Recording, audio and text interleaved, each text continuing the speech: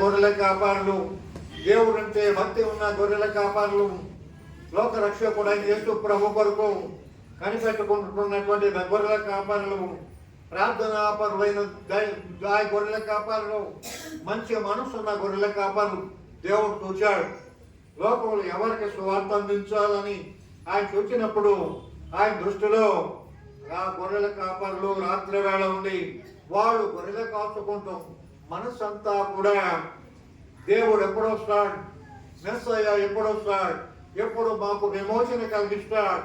రోమా ప్రభుత్వంలో మాకు కష్టాలు ఉన్నాయి, శ్రమలు ఉన్నాయి, బాధలు ఉన్నాయి, నిందలు ఉన్నాయి, అవమానం ఉన్నది, మమ్మల్ని చంపేస్తా ఉన్నారు, మమ్మల్ని దుఃఖపరుస్తున్నారు, ప్రాణభీతితో ఉన్నాం, శాంతి లేక సంతోషం లేక ఉన్నాం, మా జీవితం అంతా కూడా దాసత్వంతో ఉన్నాం, ఇతర రోజులు మమ్మల్ని లేరుతున్నారు, మమ్మల్ని దుఃఖపరుస్తున్నారు, వేదన కలిగిస్తున్నారు, కన్నీరు కలిగిస్తున్నారు.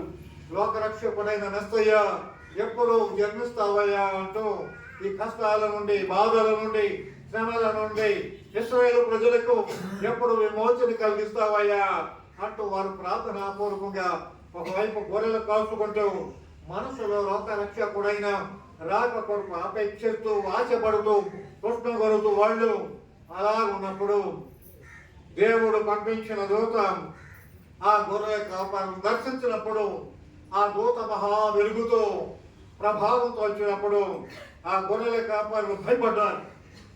వారెప్పుడు కూడా అంత గొప్ప వెలుగును, అంత మహిమను, ప్రభావాన్ని వారు చూచిన వారు కాదు. ఆ దూత రాగానే వాళ్ళు భయపడ్డారు.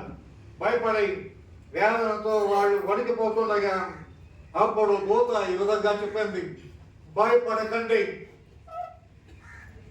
నా బిడ్డలారా, భయపడకండి, దేవుడిచ్చేటువంటి సందేశం మీకు అందించడానికి వచ్చి ఉన్నాం.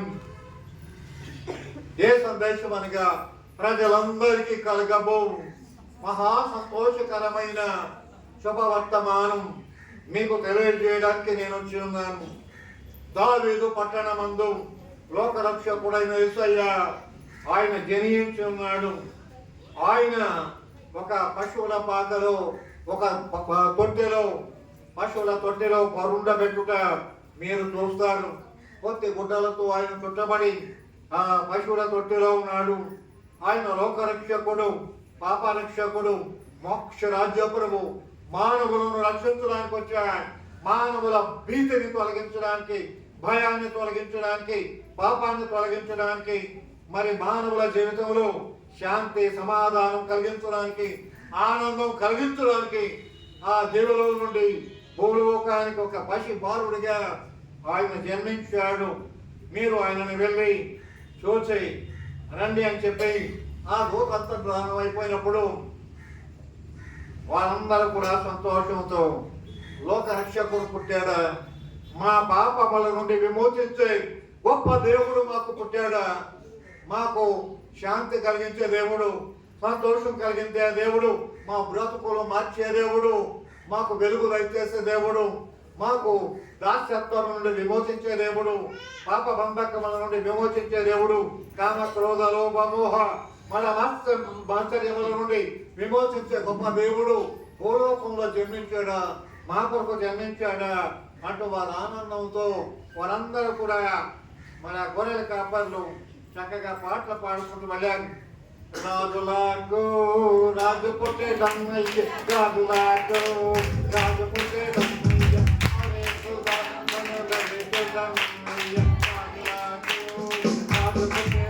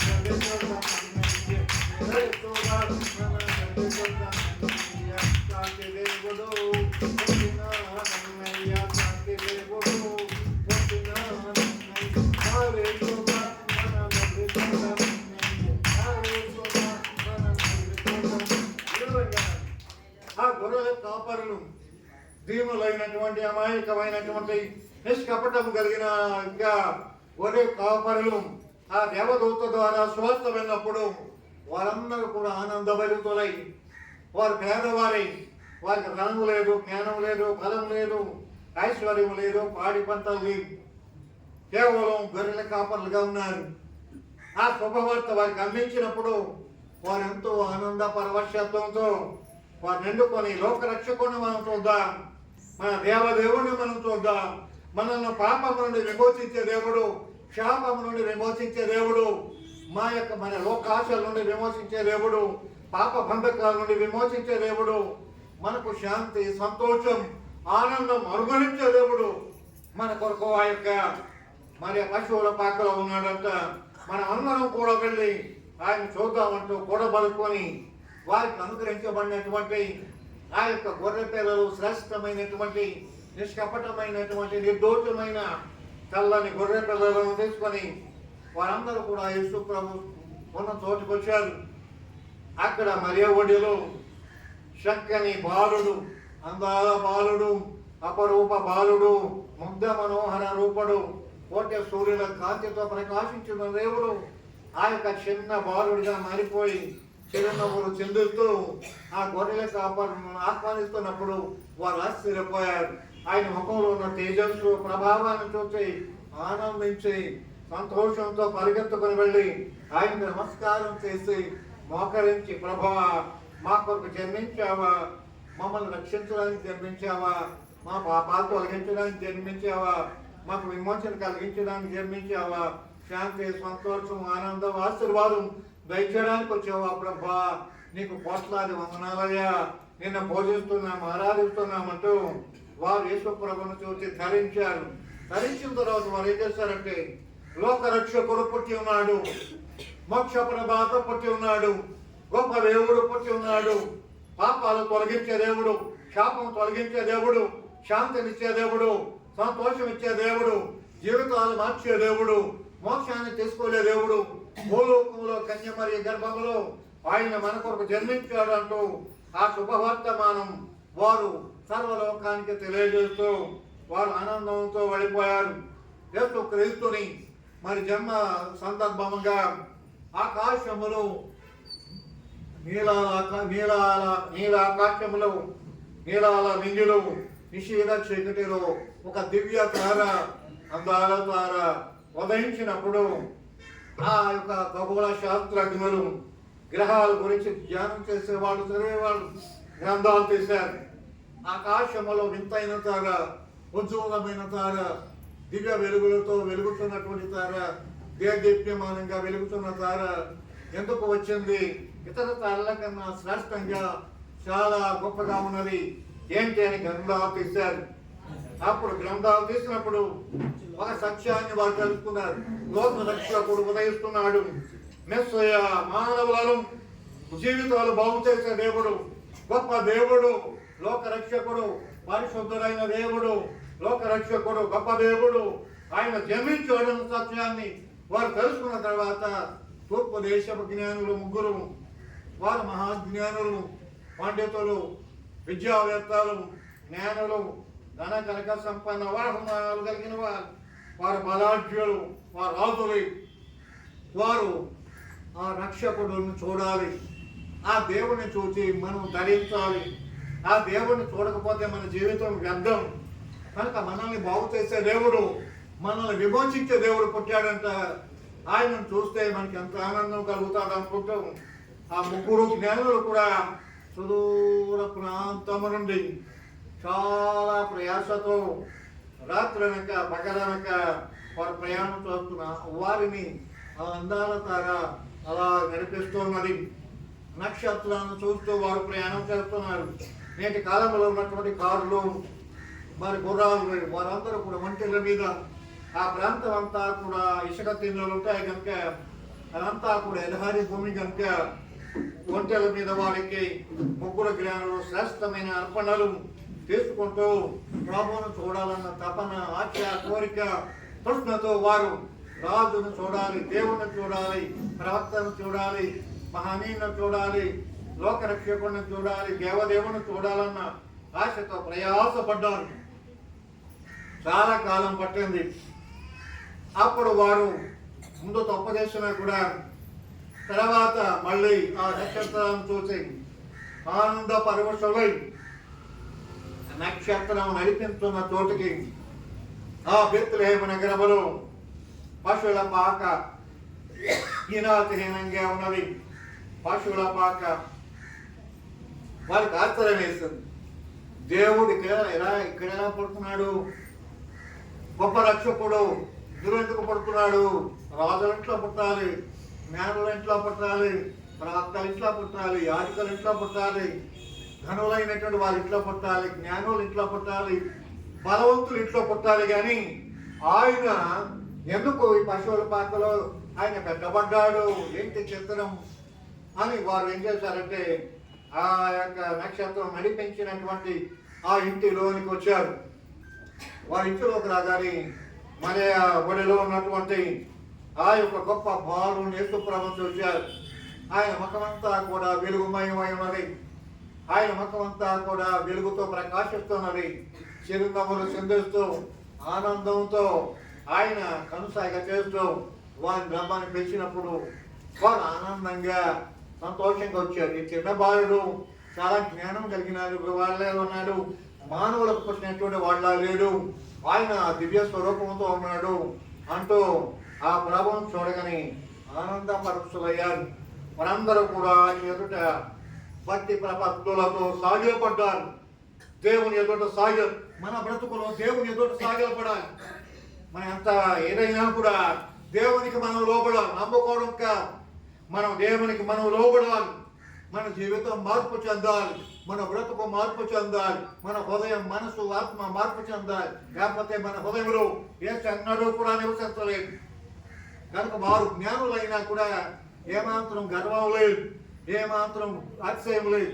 ధనం ఉన్నది, ఐశ్వర్యం ఉన్నది, జ్ఞానం ఉన్నది, బలం ఉన్నది. కానీ వారు ఆ యేసు ప్రభు ఎదుట, దేవదేవుని ఎదుట సాగిలపడ్డారు, నమస్కరించారు. నీవు దేవదేవుడు అయ్యా, గొప్ప దేవుడు అయ్యా, నేను చూచిన కనులు మా కనులు తరించాయి, మా జీవితం ధన్యమైంది. నీవు రాజులో రాజువు, నీవు ప్రభువులో ప్రభువు అయ్యా అంటే ఒక జ్ఞాని బంగారాన్ని అర్పించినప్పుడు యేసు చిరునవ్వుతో అంగీకరించాడు. రెండవ జ్ఞాని భయభక్తులతో ఆ యొక్క బాబు దగ్గరికి వచ్చాడు. ఆ బాలును సమీపించి నీవు దైవ వాక్యాలు ప్రకటించి నీతి బోధ చేసే దివ్యమైనటువంటి ప్రవక్తలు అంటూ ఓడం యేసు ప్రభు యొక్క పాదాల దగ్గర పెట్టాడు. యేసు ప్రభు చిరునవ్వుతో అంగీకరించాడు. మూడవ జ్ఞాని నీవు మానవుల కొరకు యాజకుడిగా వచ్చావయ్యా, రాజువే కాదు, ప్రవక్తవే కాదు, మానవుల కొరకు బలైపోయిన గొర్రె పిల్ల దేవుడిగా వచ్చావు. నీవు యాజకుడిగా ఉన్నావు. అదే సమయంలో నీ ప్రాణం అర్పించడానికి వచ్చావు. నేను ఎంత గొప్ప దేవుడు, నిన్ను చూసే భాగ్యం మాకు కలిగింది. మా జీవితములు ధన్యమయ్యాయి, మా బ్రతుకులు మారాయి. నిన్ను చూసే మా కనులు ఎంతో కనుల పండగగా ఉన్నది, ఆనందంతో నిండి ఉన్న మట్టు నమస్కరించి ఆ యొక్క సాంబురాన్ని అందించి వారు యేసు ప్రభువుని భక్తి విశ్వాసాలతో పూజించి వారు వెళ్ళిపోయినట్టుగా మనం చూస్తున్నాం. క్రిస్మస్ అనగా యేసు ప్రభువును కలిగి ఉండటం. క్రిస్మస్ అనగా మరి వాళ్ళు యేసు ప్రభుని లోకానికి మనం ఇవ్వాలి. మరి నిజమైన Christmas say Jesus is a joyful Christmas. యేసు ప్రభువును చూడాలి, పాపలు చూడలేదు. బైబిల్ ఏం చెప్తుందంటే దేవుడు కనబడలేదు, నమ్మలేదు అంటున్నాం. అసలు గాలిని మానవుడు చూడలేదు. దేవుని ఎలా చూడగలరు? పరిశుద్ధులైన దేవుణ్ణి చూసే ఏ గరుడు కూడా ఆ బ్రతకలి. కానీ mysterious God reveal himself in the form of Jesus. మొదటి యోహాను 1:18 ఎప్పుడు ఎవరు కూడా దేవుని చూడలేము. తండ్రి అద్వితీయ కుమారుడు, ఆయన తండ్రి రొమ్మునున్న అద్వితీయ కుమారుడు దేవుణ్ణి బయలుపరిచాయి అంటూ మొదటి యోహాను 1 యోహాను సువార్త 1:18 యేసు క్రీస్తు దేవుని బయలుపరిచాడు. దేవుడు ఎలా ఉంటాడో కూడా మానవుడికి తెలియదు. కానీ దేవుడు మనిషి రూపం దాల్చాడు. ఆయన మనల్ని రక్షించడానికి మహాదేవుడిగా రాలేదు. ఆయన వస్తే సర్వ భూమి నాశనం అయిపోవు, సర్వ ప్రపంచం నాశనం అయిపోవు. కానీ మానవులను, నీవు మానవుడు, నేను మానవుడిని, మనం మానవులు అపరాధాల చేత పాపాల చేత చచ్చి ఉన్న మనల్ని రక్షించడానికి యేసు ప్రభు మానవ శరీరం ధరించాడు. జాగ్రత్త గర్భములో ఆత్మరూపంగా ఆయన మరి పుట్టి ఉన్నాడు. కనుక యేసు క్రీస్తును చూడడమే నిజమైన క్రిస్మస్. చాలా మంది యేసు ప్రభుని చూడరు. వాస్తగాన్ని చూస్తారు, వాక్యం వింటారు, ఆ లైఫ్ చూస్తారు, ఆ గోడలు చూస్తారు, పెనలు చూస్తారు. కానీ నిజమైన క్రిస్మస్ ఏంటంటే హృదయ శుద్ధి లేకుంటే యేసు ప్రభుని కనబడతాడు. హృదయ శుద్ధి లేకుండా ఎవరు కూడా దేవుని చూడలేదు. పరిశుద్ధత లేకుండా ఎవరు దేవుని చూడలేదు. యథార్థవంతులు ఆయన ఒక్క దర్శనం చేస్తారని కీర్తన గ్రంథం 11వ అధ్యాయంలో ఉన్నది. హృదయ శుద్ధి గల వారు దేవుని చూస్తారు. ఎవరైతే దేవునికి మొరపెట్టి ఆయన చూడాలని ఆశపడతారు అటువంటి వారికి దేవుడు ఆయన ప్రత్యక్షం అవుతాడు. కనుక క్రిస్మస్ అనగా యేసు ప్రభుని కలిగి ఉండుట, క్రిస్మస్ అనగా యేసు క్రీస్తుని లోకానికి అందించుట, క్రిస్మస్ అనగా యేసు ప్రభువుని జ్ఞానుల వలె గొల్లల వలె చూచుట, క్రిస్మస్ అనగా యేసు ప్రభు ఎదుట సాగిలపడాలి. నువ్వు నమ్మకోవడం కాదు, గొప్ప విషయం కాదు. నమ్మకొని పాటలు పాడి చప్పట్లు కొట్టడం కాదు. మన జీవితంలో దేవునికి లోబడాలి, ఆయన మాటకు లోబడాలి, ఆయన వాక్యానికి లోబడాలి, ఆయన యొక్క ధర్మశాస్త్రానికి లోబడాలి, ఆయన సువార్తకు లోబడాలి, ఆయన ఆత్మకు లోబడాలి, ఆయన చిత్తానికి లోబడాలి. ఆయన యొక్క మరి సత్యానికి లోబడినప్పుడు ఆయన ఆనందిస్తాడు. వాళ్ళందరూ కూడా మహా గొప్ప వాళ్ళైనా కూడా జ్ఞానులు సాగిలపడ్డారు. మనం ఎంత మాత్రం గర్వించకూడదు. నీ ధనము, నీ బలము, నీ శక్తి ఎందుకు పనిచేయదు. నాశనముకు ముందు గర్వం, పడువు పోటుకు ముందు అహంకారమైన మనసు ఉంటారు. నీవు దేవుడి బిడ్డవు అయితే యేసు కలిగిన సాత్విక మనస్సు కలిగి ఉండాలి. When you have Jesus in Christ, ఎప్పుడైతే యేసు ప్రభువుని కలిగి ఉంటావో గర్వం నీలో ఉండదు, అహంకారం నీలో ఉండదు, అత్సయం నీలో ఉండదు, ద్వేషం, అహంకారం, చెడుతనం, చెడ మాటలు మాట్లాడడం ఉండదు. పరిశుద్ధమైన స్వభావం, నీతి కలిగిన స్వభావం, ప్రేమ కలిగిన స్వభావం, పరిశుద్ధ స్వభావం కలిగి ఉంటాం. కనుక దేవునికి లోబడినప్పుడు పరిశుద్ధత వస్తారు. We can get holiness by obeying to the word of God. పరిశుద్ధత ఎలా వస్తుంది? దేవుని వాక్యానికి లోబడాలి. యవనస్తులు దేవుని చేత తమ నడతను శుద్ధిపరచుకుంటారు.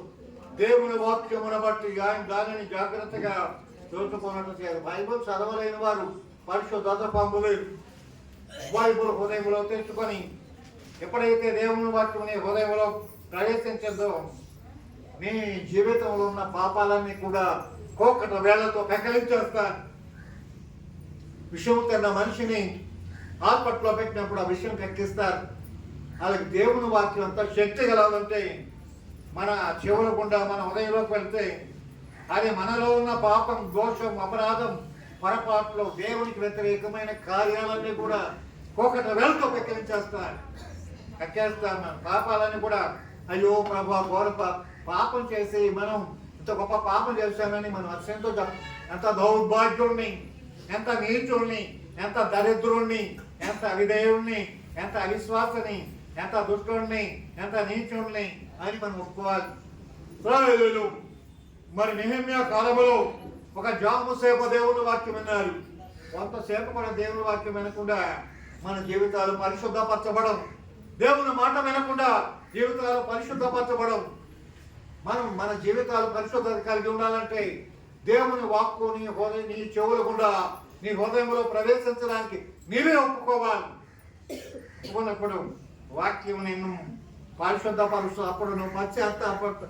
ప్రభా, అలాంటి ఘోర పాపి భూలోకం ఎవరు లేరు ప్రభా, పాపల్లో ప్రధానుణ్ణి, పాపల్లో భయంకరమైన పాపాత్ముని నేను సెలవు. మనం అనుకుంటా పాపం చేస్తే మనం గొప్పవాళ్ళు అనుకో, పాపం చేస్తే మనం క్రీస్తుని సెలవు వేస్తున్నట్టు.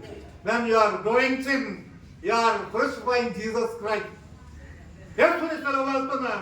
మనం అబద్ధాలు ఆడటం ద్వారా, కోపం చూడటం, కోపం మన జీవితంలో కలిగి ఉండడం ద్వారా, మన జీవితంలో అపవిత్రత, అవిధేయత ద్వారా యేసు ప్రభువుని సెలవు వెళ్తున్నాం. చరిత్రలో యేసు ప్రభు ఒకసారి యూదులు అనగా రోమిలు సెలవు వేస్తారు, నీ జీవితంలో నువ్వు పాపాలు చేస్తూ పోతుంటే అనుక్షణం క్రీస్తుని సెలవు వేస్తున్నట్టు, ఆయన ముఖం మీద ఉమ్మ వేస్తున్నట్టు, చేతుల్లో గాయాలు, గాయాలలో గాయాలు నువ్వు వేస్తున్నావు. కనుక దేవుని బిడ్డలైన మనం ఆయన ఎదుట సాగిల పడ్డామంటే పైకి సాగిల పడతాం, కానీ ఉదయం దేవునికి లోపడు.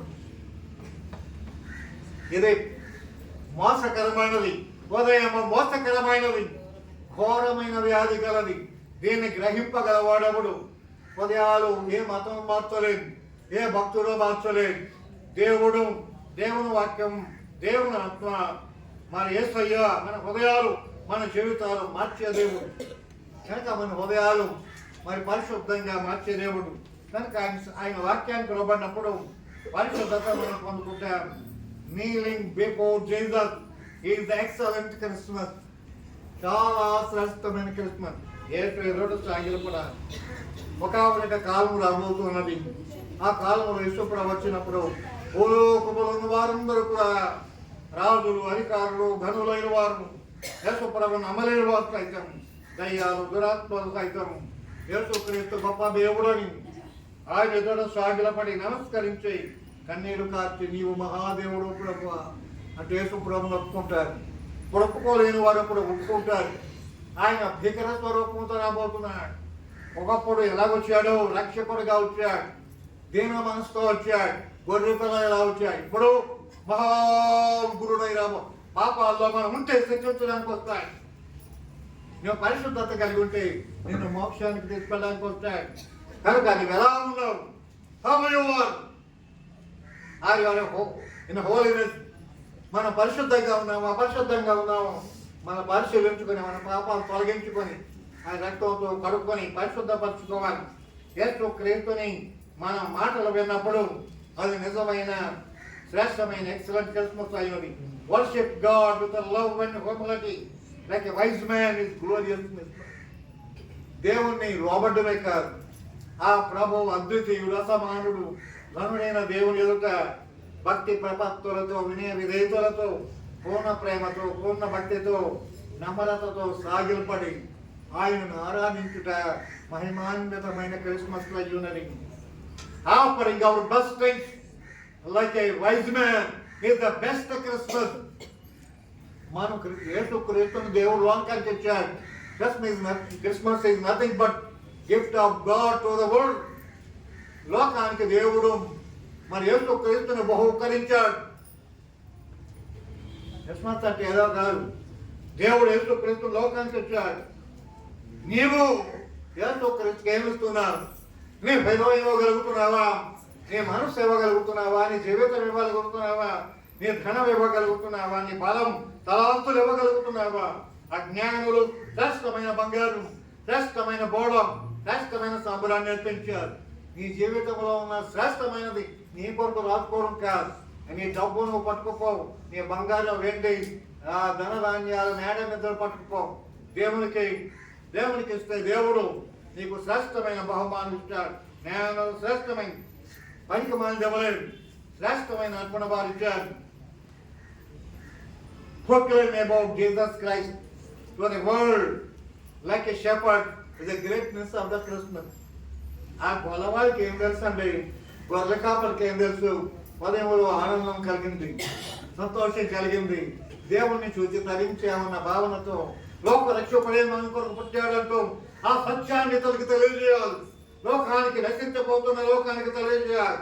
మన విమోచించే దేవుడు అవతరించాడు అంటూ తెలియజేయాలని వారు ఆత్మ భారంతో, సంతోషంతో శుభవర్తమానం కనబడే వాళ్ళందరికీ కూడా లోకరక్షకుడు పుట్టాడు, పాపరక్షకుడు పుట్టాడు, మోక్ష రాజ్య ప్రభు పుట్టాడు అంటూ ఎలుగెత్తి చాటడమే అది గొప్ప క్రిస్మస్. క్రిస్మస్ యొక్క గొప్పతనం.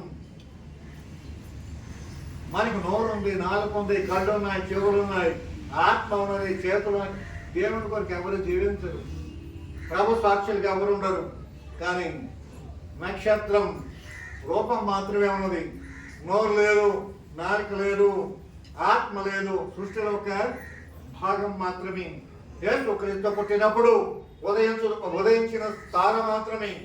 ఆ తారకు ఆత్మ లేదు, నోరు లేదు, నాలుక లేదు, జ్ఞానం లేదు, మరి ఏ విధమైన సువార్త చెప్పలేదు. కానీ ఆకాశమందు తార మనుషులకు కనబడింది, జ్ఞానులకు కనబడింది. నీ జీవితంలో యేసు ప్రభు ఉన్నప్పుడు అందరూ నీ వైపు చూస్తారు.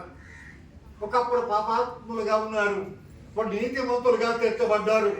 కోట్లాది కల్లో మనం చూస్తుంటాం. యేసు ప్రభు గొప్పవాడని మనం చెప్పడం కాదు, మన జీవితంలో యేసు ప్రభువును చూపించాలి, మన బ్రతుకులో యేసు ప్రభువును చూపించాలి. అదే క్రిస్మస్. కనుక ఆ యొక్క తార ఏం చేసిందంటే నెమ్మదిగా జ్ఞానులైన వారిని యేసు ప్రభు ఇంటికి నడిపించింది.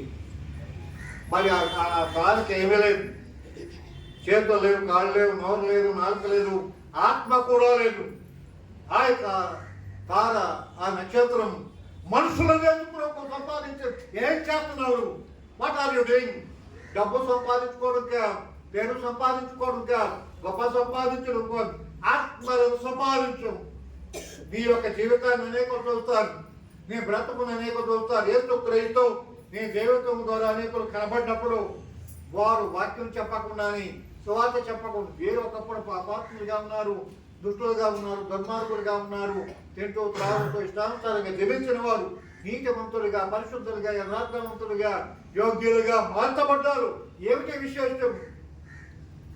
అప్పుడు అడిగితేమని చెప్తారు, యేసు ప్రభు నా జీవితాన్ని మార్చేయాలని చెప్పినప్పుడు వారు కూడా నీళ్ళు నేస్తయ్యను వచ్చి నీ జీవితాన్ని మార్చిన దేవుడు మా జీవితాన్ని కూడా మారుస్తాడు అన్న ఆనందంతో వాళ్ళందరూ కూడా యేసు ప్రభువుని నమ్ముకుంటారు. Do the will of God like Mary is gladness of the Christmas. మరియకు దూత చెప్పానమ్మా, నీ గర్భాన యేసు ప్రభు పుట్టాలంటే ప్రభు చిత్తం జరుగునగాక, ప్రభు చిత్తాన్ని జరిగించడానికి నా శరీరం, నా మనసు అప్పగిస్తున్నానంటూ దేవుని చిత్తానికి లోబడింది. సాకులు చెప్పలేదు, అయ్యా నేను అవమానం పాల్గొతానని చెప్పలేదు. దేవుని చిత్తానికి లోబడింది, ధన్యురాలైంది. లోకరక్షకుడు ఆ బిడ్డను గర్భాన జన్మించడం చాలా ధన్యకరమైన జీవితం. గొప్ప గొప్ప ధన్యురాలి అది.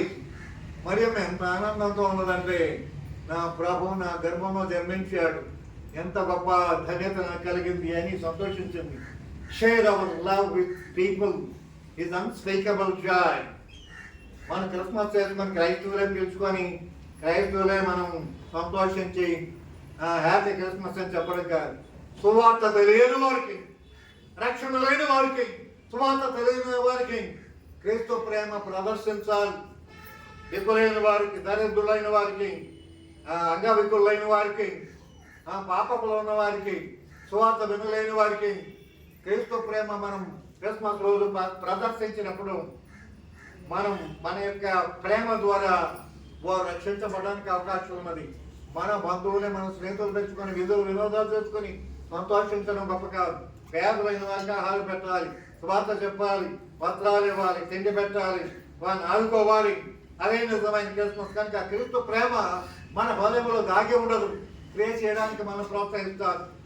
ఆయన ప్రేమ మనల్ని బలవంతం చేస్తుందని పోలంటారు. క్రీస్తు ప్రేమ నన్ను బలవంతం చేస్తున్నది కనుక నా జీవితమే పానార్పణగా చేసుకున్నాను. కనుక మనం క్రైస్తవ జీవితంలో క్రిస్మస్ ఆచరించి బట్టలు వేసుకోవడం కాదు, ఇవన్నీ కూడా ముఖ్యమైనవే. కానీ మన జీవితం ఇతరులకి సువార్త చెప్పగలిగితే క్రిస్మస్ నాడు అనేకులు రక్షించబడతారు. మనం ఆనందించడం కాదు, ఇతరులు కూడా అగ్నిలో నుండి లాగినట్లుగా మనం దేవుని యొద్దకు నడిపించినప్పుడు అంతకన్నా గొప్ప క్రిస్మస్ లేదు. దేవుడి యొక్క మాటలు మన ఆత్మలకు ఒక ఆశీర్వాదకరంగా చేయగాక. మన సమయంలో దేవుని స్తోత్రం. మనమందరూ కూడా లేచి నిలబడినప్పుడు ఒక పాట పాడలేని వారు నా పిల్లలు పాట పాడుతున్నారు. ఎవరో ఒక మీ కుటుంబంలో ఎవరో నాకు బాగాలేదు.